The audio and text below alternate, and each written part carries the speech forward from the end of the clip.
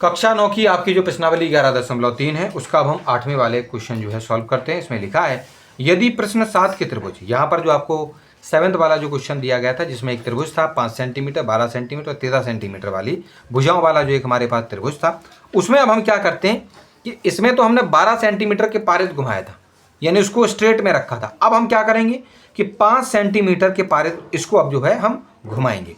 चलो, तो इस प्रकार घुमाने के बाद फिर एक हमें ठोस प्राप्त होगा, यानी ठोस क्या बनेगा, क्या एक सॉलिड स्ट्रक्चर बनकर तैयार होगा, वो बनकर तैयार होगा हमारा एक फिर से कोन।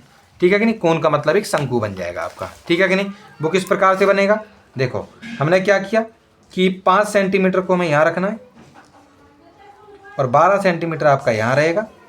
ठीक है कि नहीं, और इसी के पारित हम इसको घुमा देंगे तो यहाँ से लेके यहाँ तक, और ऐसे हमारा एक प्रकार का कोन बनकर यहाँ पर हमारा तैयार हो जाएगा। ठीक है कि नहीं, चारों ओर। और ये आपका 12 सेंटीमीटर हो जाएगा और ये आपकी जो त्रियक ऊंचाई है वो 13 सेंटीमीटर ही रहेगी।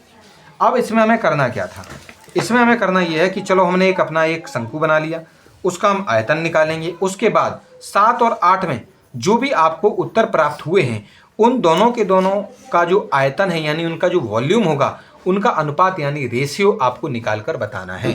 तो हमने 7वें वाले का तो जो आपका जो आयतन था, वॉल्यूम था, उसको तो निकाल लिया है। अब हम 8वें वाले का आयतन यानी वॉल्यूम हम इसमें निकालेंगे। तो हमारे पास चित्र ये बनकर तैयार हो गया था जिसमें 12 सेंटीमीटर त्रिज्या हो जाएगी बच्चों।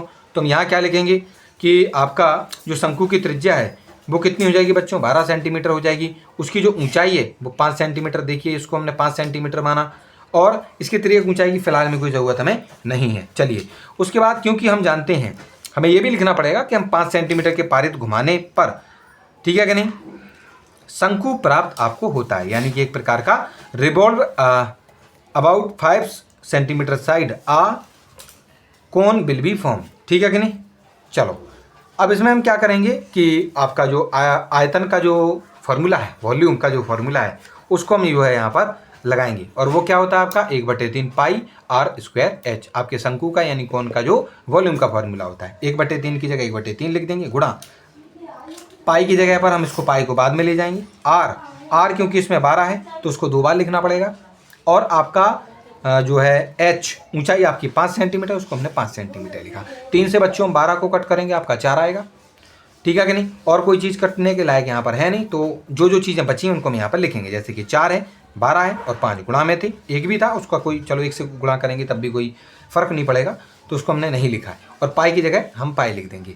इन सभी का गुणा करोगे आप तो 4 का गुणा आप 12 में करोगे, या 5 का गुणा आप 12 में करोगे तो 60 आएंगे, और 60 का गुणा 40 में करोगे तो 240 आएंगे, और पाई आपका साथ में था, हमने पाई लिख दिया। अब देखिए छात्रों, उसके बाद देखो, क्योंकि हमें अनुपात निकालना था, जो 7वें क्वेश्चन में जो आपका जो भी आयतन यानी वॉल्यूम आया था वो कितना आया था बच्चों, हमने देखा था 100 पाई यानी 100 पाई आया था सेंटीमीटर क्यूब, और अभी अभी हमारा कितना आया 240 पाई सेंटीमीटर क्यूब। तो उनका अनुपात निकालने के लिए दोनों को हमने बटे में रखा। बच्चों जब इनको सरल करेंगे तो आपका जवाब आएगा 5/6। ठीक है कि नहीं, 5/6 को हम क्या करेंगे, 5 को लिखेंगे 5, इस भाग की जगह पर लगाएंगे अनुपात और लिख देंगे 6। तो उन दोनों के दोनों आपके जो आयतन है, उनका जो वॉल्यूम है, उनका जो अनुपात है यानी जो रेशियो है वो कितना आ जाएगा, 5/6 आ जाएगा।